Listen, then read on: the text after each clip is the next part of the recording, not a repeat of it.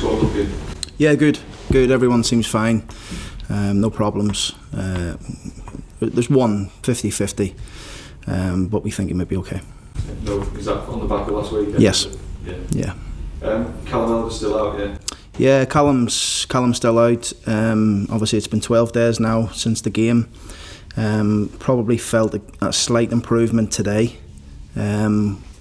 He's got a possibility for Huddersfield. If not Huddersfield, we're going to be looking after the international break. Okay.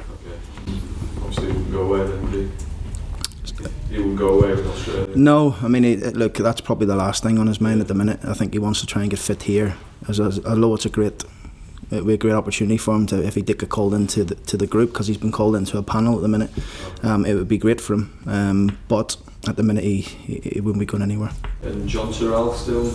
Yeah, John's getting close. We gave him a couple of days off really, because John was a bit downbeat really, and we told him to stay away from the club for a few days because he was annoyed that he's picked up another injury.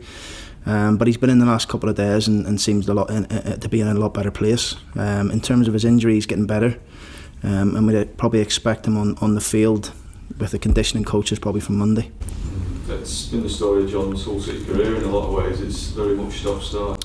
It's been difficult for him. I mean, he's only picked up a couple of injuries while I've been here and hasn't really missed much, but it has been difficult for him, and I spoke to John about it, that he hasn't played as much as he'd like. In fact, I don't think he started a game for Hull City in the league, I think he told me, which is a shame for someone with his ability, and it's been stop-start for him with injuries and things like that. So it's like I reassured him that he's a big part of our plans, and you know, when he's fit and firing, and that's the priority for John really, is to stay fit.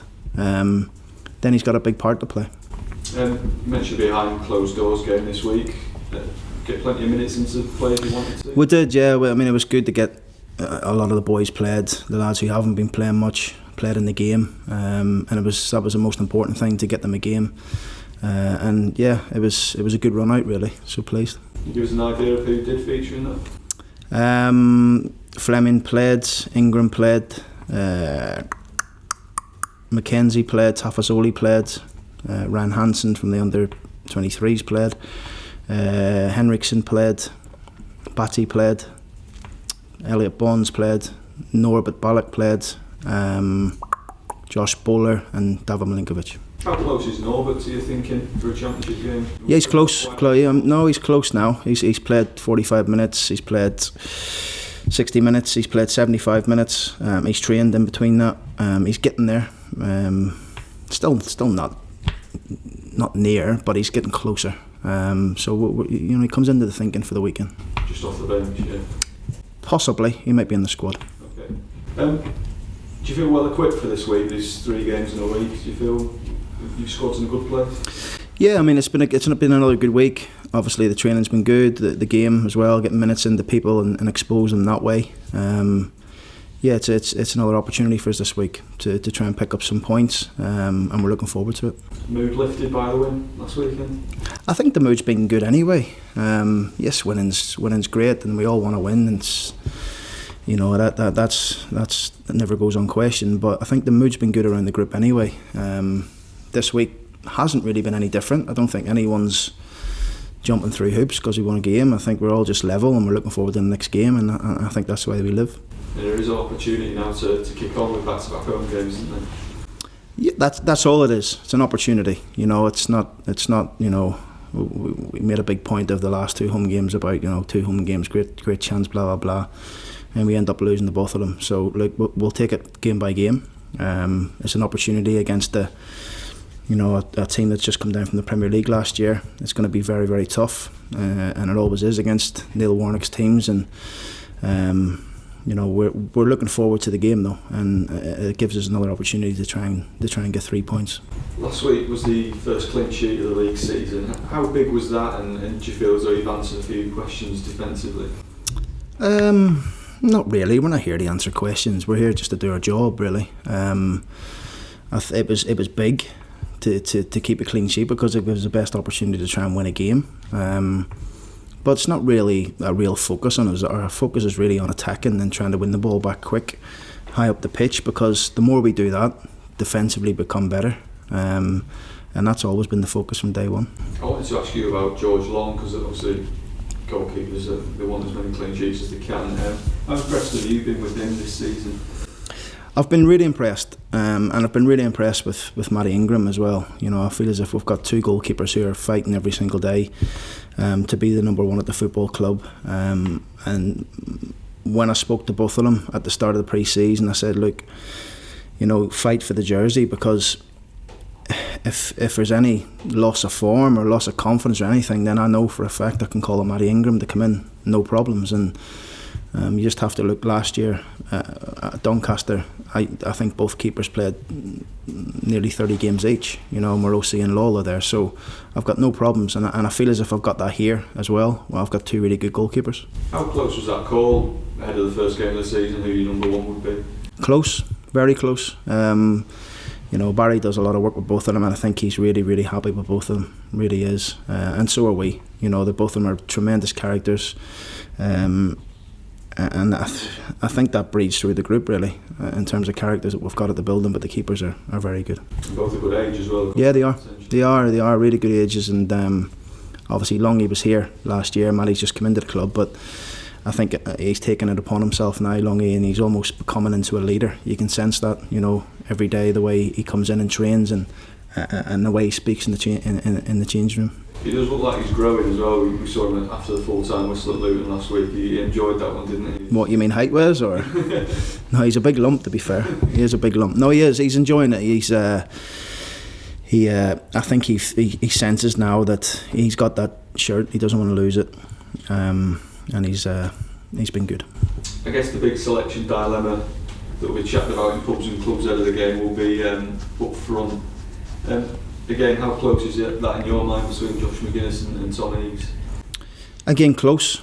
You know, the both of them are we brought both of them into the football club, and there's always a lot of talk about when Eavesy doesn't score or Josh doesn't score, and there always will be. But the way I see it is, we've got a front three, not just a front one. You get what I mean? And if you look at our front three, they're scoring goals. Grzycki scoring, Bowen scoring. Yes, we'd love Eavesy to get off the mark, and we'd love Josh to score in the league, and we'd love Norbert to score when he plays. But that's not the be-all and end-all. The be-all and end-all is for our front three to be scoring. We'd like all three to be scoring. We've got two at the minute, so I'm sure it'll come. Do you think whoever does play almost gets overshadowed because of the two out wide and how great they are this season? I don't know. I mean, I think they do a lot of work for us, whoever plays in that position. They occupy centre-backs. They're freeing Grzycki and Bowen at times. They're letting number 8s run past them.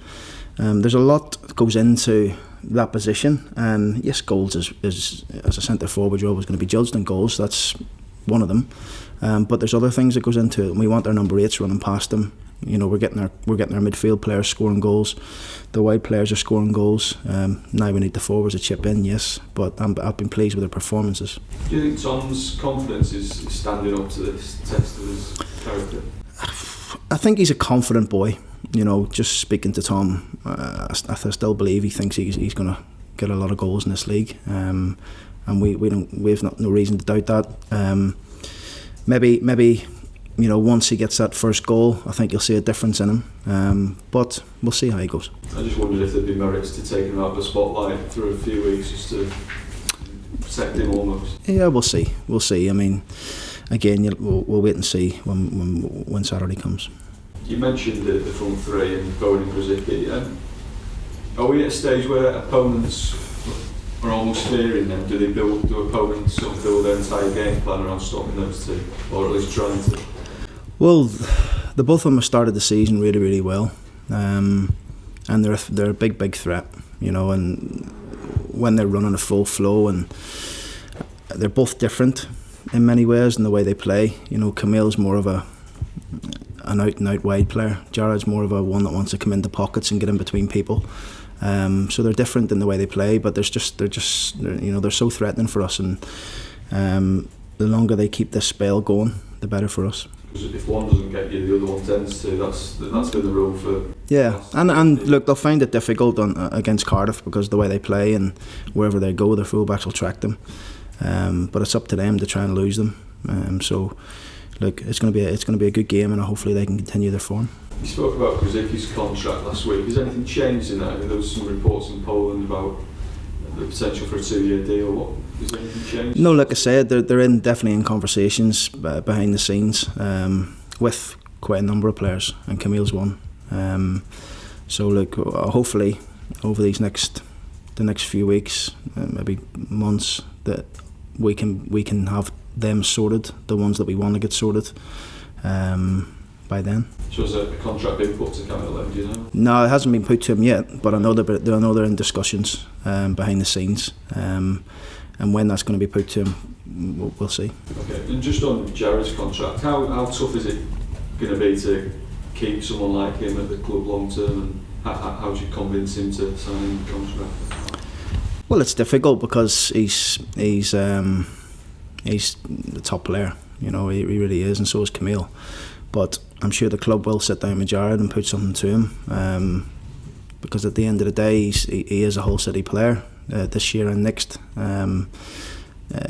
You know, and it's down to Jared to sit down with the football club and arrange a new deal for himself. Because I'll have to be honest with you, I don't think the club would ever stand in Jared's way if a bigger club came in with the right value that the club want. So you know, we'll see how they go, those conversations.